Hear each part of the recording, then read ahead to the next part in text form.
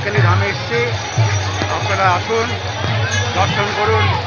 জ্যৈষ্ঠ সংক্রান্তির মহাপ্রভু এসেছিলেন, তার লীলা প্রকাশ করেছিলেন এবং সনাতন গোস্বামী রূপ গোস্বামীকে তিনি কৃপা করেছিলেন আজকের দিনে।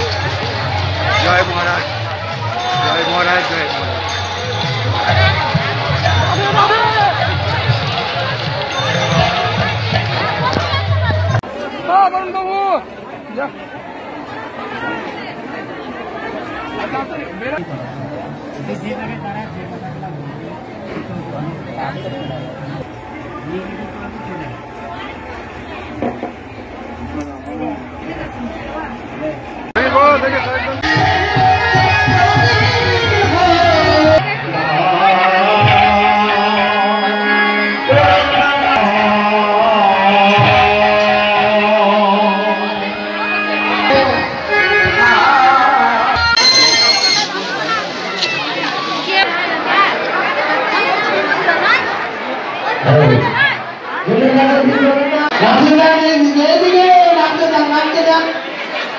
हाय भगवान नाम दे